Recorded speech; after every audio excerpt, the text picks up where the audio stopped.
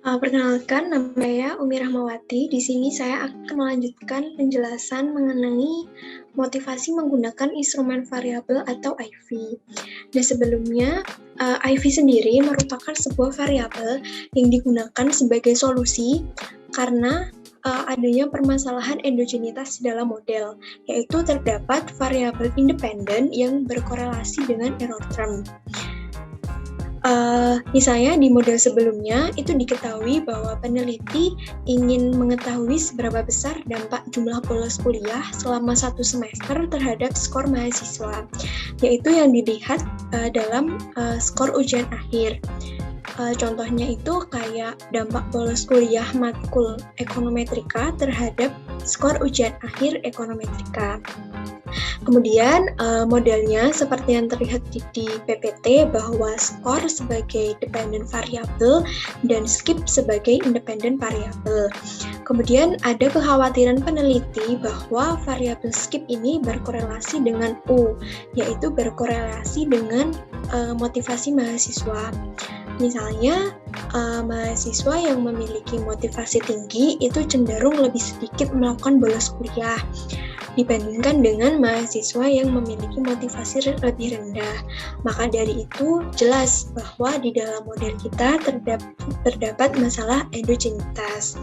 Kemudian sebelumnya juga disebutkan bahwa kalau ada masalah endogenitas, maka kita bisa mengatasinya dengan IV. Namun tidak semua variabel itu bisa dijadikan dengan IV, sebab ada 2 syarat yang harus dipenuhi sebuah variabel supaya bisa menjadi IV.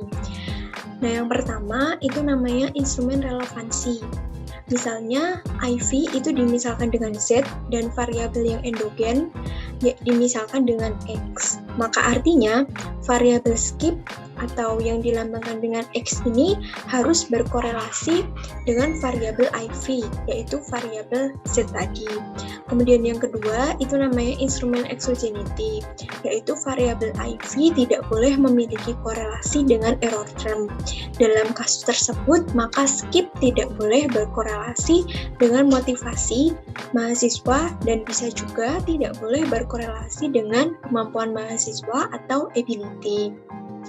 Nah, berdasarkan kedua syarat tersebut, maka IV yang mungkin untuk variabel skip itu adalah variabel distance, yaitu jarak antara tempat tinggal dengan universitas. Alasannya adalah variabel distance ini memiliki hubungan yang positif dengan variabel skip. Mahasiswa yang jarak rumahnya jauh dari universitas itu besar kemungkinan akan lebih sering terlambat. Misalnya karena ada kemacetan atau cuaca yang buruk dan lain sebagainya. Kemudian variabel distance ini juga tidak memiliki hubungan secara langsung dengan variabel skor dan juga tidak memiliki hubungan langsung dengan error term, yaitu kemampuan mahasiswa dan juga motivasi, sehingga jelas bahwa variabel distance ini memiliki kedua syarat tersebut dan bisa digunakan sebagai IV. Nah, mungkin penjelasan lebih lanjut mengenai syarat dari IV ini akan dijelaskan oleh kelompok 20 di bagian explanation. Nama saya Najia Adinda, kemudian saya akan menjelaskan mengenai two-stage least square. Two-stage least square sendiri merupakan bagian dari kategori analisis persamaan struktural dan merupakan perluasan dari OLS. Two-stage least square sendiri juga biasanya disebut dengan persamaan yang memiliki multiple instrumen. Kapan kita menggunakan 2SLS? Ketika di IV kita memiliki asumsi bahwa terdapat variabel endogen yang hanya dipengaruhi oleh satu IV saja, maka 2SLS digunakan ketika kita memiliki variabel endogen yang dipengaruhi oleh lebih dari satu IV. Ketika kita memiliki lebih banyak IV daripada variabel endogen, maka dapat dikatakan bahwa variabel endogen dalam model ini bersifat over-identified. Kemudian asumsi yang terdapat dalam 2SLS yakni IV yang mempengaruhi variabel endogen ini tidak berkorelasi terhadap error term, melainkan IV ini berkorelasi secara langsung dengan variabel endogennya. Mengapa dikatakan sebagai 2SLS? Karena intinya terdapat 2 step dalam 2SLS. Yang pertama adalah meregresikan variabel endogen eksplanatori terhadap instrumen variabel dan variabel eksogen lainnya. Tahap ini sering juga disebut dengan reduce form for X. Tahap ini digunakan untuk mendapatkan variabel eksogen yang tidak bias. Di layar terdapat original model yakni Y sama dengan beta 0 ditambah beta 1 X subscript I ditambah beta 2Y1 ditambah error. Kemudian saya asumsikan X subscript I ini sebagai variabel endogen yang memiliki IV, W1, dan W2. Kemudian dalam tahap ini, X subscript I ini akan digunakan sebagai dependent variable dan kemudian saya akan menggunakan alpha agar terlihat perubahannya. Kemudian kita juga akan memasukkan instrumen variabelnya, sehingga didapatkan model X subscript I sama dengan alpha 0 ditambah alpha 1Y1 ditambah alpha 2W1 ditambah alpha 3W2 ditambah error. Dengan asumsi W1 dan W2 ini tidak berkorelasi terhadap error term. Kemudian estimasi model tersebut untuk mendapatkan fitted value dari X subscript I, sehingga didapatkan model X subscript I hat sama dengan alpha 0 hat ditambah alpha 1 hat Y1 ditambah alpha 2 hat W1 ditambah alpha 3 hat W2 ditambah error. Tahap yang kedua yakni mensubstitusikan fitted value dari variabel endogenous ke dalam original model dan kemudian kita dapat menggunakan OLS. Perlu diingat original model kita yang awal yakni Y sama dengan beta 0 tambah beta 1 X subscript I ditambah beta 2Y1 ditambah error. Kemudian model original tersebut kita substitusikan dengan fitted value dari variabel endogenous atau X subscript I hat tadi, ya, sehingga modelnya menjadi Y sama dengan beta 0 ditambah beta 1 X subscript I hat ditambah beta 2Y1 ditambah error. Kemudian langkah selanjutnya dapat kita estimasikan dengan OLS seperti biasa, sehingga hasil estimasi dari B1 akan menjadi fitted value dari beta 1 SLS atau artinya akan menjadi hasil estimasi dari 2SLS. Kemudian untuk lebih memperdalam mengenai pengaplikasiannya dengan data asli, maka akan diterapkan menggunakan stata. Halo semuanya, perkenalkan nama saya Rehan Marviano Rosyada, dan kali ini saya akan menjelaskan materi tentang case example of two-stage least squares. Pada case ini, kita akan menggunakan Woodridge dataset Squartile 2, yakni data cross-section yang berisi informasi terkait jumlah anak, tingkat pendidikan, usia, dan variabel lainnya pada perempuan di negara Botswana tahun 1988. Data ini diambil dari Demographic and Health Survey Botswana tahun 1998. Dan kemudian data ini diolah oleh James Higgins, seorang mahasiswa Michigan State University.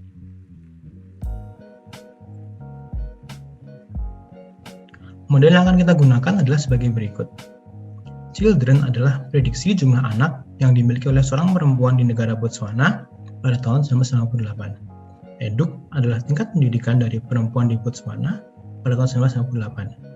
Sedangkan age adalah usia dari perempuan di Botswana pada tahun 1998. Pada model ini, kita memiliki asumsi bahwa covariance of eduk given U tidak sama dengan 0.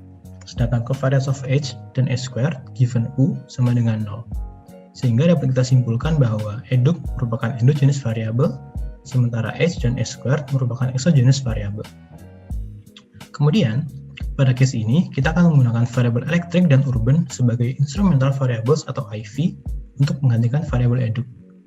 Variabel elektrik akan bernilai 1 apabila seorang perempuan di Botswana pada tahun 1998 memiliki akses terhadap listrik. Sedangkan variabel urban akan bernilai 1 apabila seorang perempuan di Botswana pada tahun 1998 tinggal di daerah urban atau perkotaan. Berdasarkan jalan sebelumnya, dapat kita susun reduced form equation dari variabel eduk sebagai berikut. Dengan asumsi bahwa P3 dan atau P4 tidak sama dengan 0, atau bisa juga keduanya tidak sama dengan 0. Sekarang, kita bisa memulai regresi 2SLS-nya.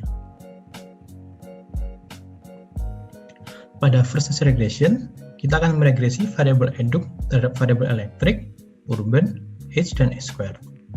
Hasilnya adalah sebagai berikut. Kemudian, kita melakukan command predict eduk head di stata untuk mendapatkan fitted values dari variabel eduk. Pada second stage regression, kita akan meregresi variabel children terhadap variabel eduk head, age, dan S square. Hasilnya adalah sebagai berikut.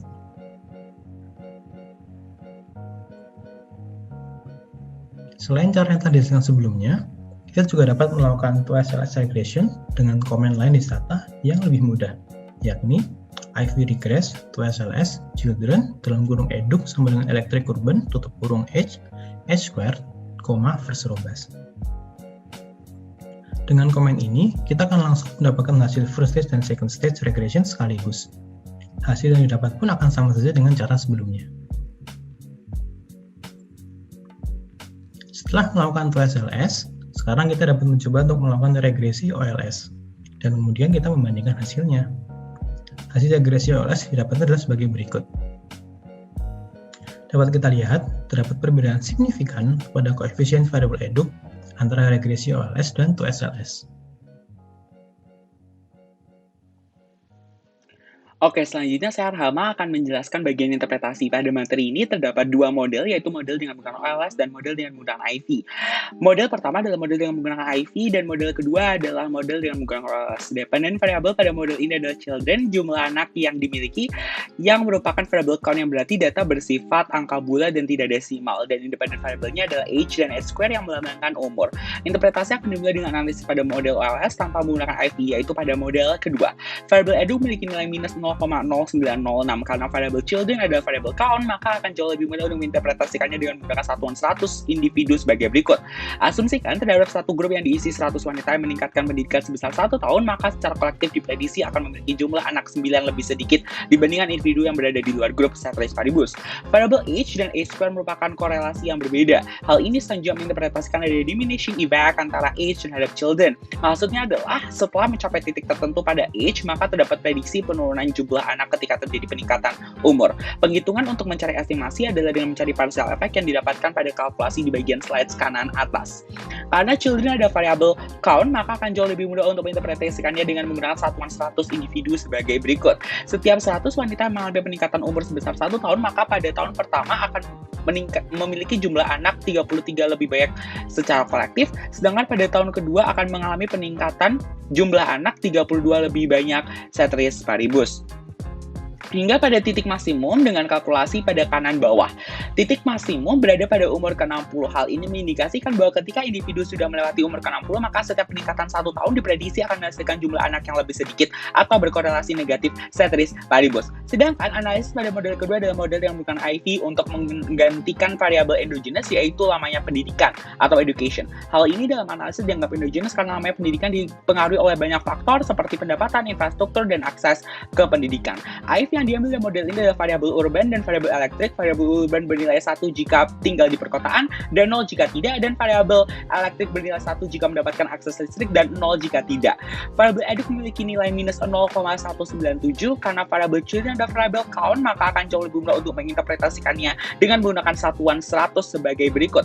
Asumsikan terdapat satu grup dan diisi 100 wanita yang meningkatkan pendidikan sebesar 1 tahun, maka secara kolektif diprediksi akan memiliki jumlah anak 20 lebih sedikit dibandingkan individu yang berada di luar grup dalam pembulatan ceteris paribus. Variable age dan h square pada kali ini juga memiliki korelasi yang berbeda, menginterpretasikan adanya diminishing effect antara age terhadap children. Penghitungan untuk mencari estimasi adalah dengan mencari partial effect yang didapatkan pada kalkulasi di bagian kiri atas. Sehingga karena children ada variable count, maka akan jauh lebih mudah untuk menginterpretasikannya dengan menggunakan satuan 100 individu sebagai berikut. Setiap 100 wanita yang mengalami peningkatan umur sebesar 1 tahun pada tahun pertama, maka akan diprediksi secara kolektif memiliki jumlah anak 32 lebih banyak. Sedangkan pada tahun kedua akan memiliki jumlah anak 31 lebih banyak secara kolektif ceteris paribus. Hingga pada titik maksimum yang didapatkan dari kalkulasi seperti slide pada kiri bawah, titik maksimum pada model ini berada pada umur ke-63. Hal ini mengindikasikan bahwa ketika individu sudah melewati umur ke-63, maka setiap peningkatan 1 tahun diprediksi akan menghasilkan jumlah anak yang lebih sedikit, berkorelasi negatif ceteris paribus. Analisis tadi yaitu pada sisi inferential testing. Jika ditinjau dari sisi inferential testing menggunakan dua model antara OLS dan 2SLS, ditinjau pada seluruh model menggunakan F-test dengan pedoman reject null ketika F statistik lebih dari A value, dengan null hypothesis adalah eduk age and h square are not different from zero, dan pada model pertama yaitu hanya berbeda pada eduk head dan seluruhnya sama different from zero. Dengan F statistik pada model pertama adalah 1854,2 dan pada model kedua 1922, dan F value untuk kedua model 3,8 didapatkan dari tabel F statistik dengan numerator degree sebesar 1 dan denominator sebesar tak terhingga dengan dengan signifikan level 5%. Sehingga kita bisa reject the null hypothesis, yaitu variable eduk h dan h square are different from 0. Begitu juga pada model yang pertama, yaitu eduk hat h dan h square are different from 0. Sehingga independent variable tersebut secara signifikan statistik dalam mempengaruhi dependent variable. Nilai R square pada model 1 menunjukkan bahwa independent variable yang ada pada model secara bersama-sama dapat menjelaskan sekitar 55,9% dari variasi pada dependent variable untuk sampel wanita pada kasus ini, memperhitungkan daya endogenitas di model pertama. Interpretasi pada model kedua akan sama dengan model pertama, hanya berbeda pada angka.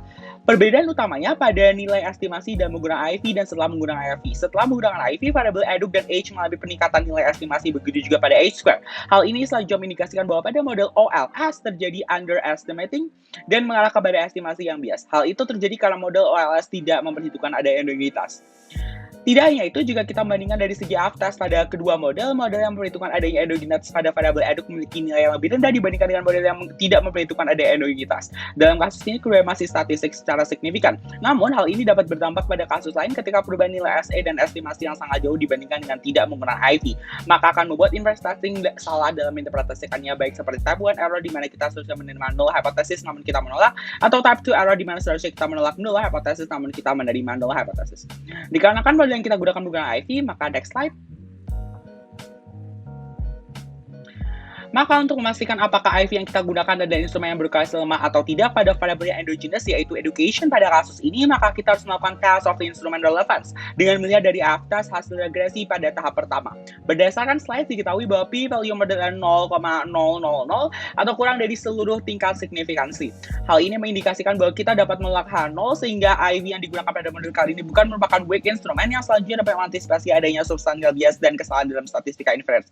Sekian dari saya, terima kasih.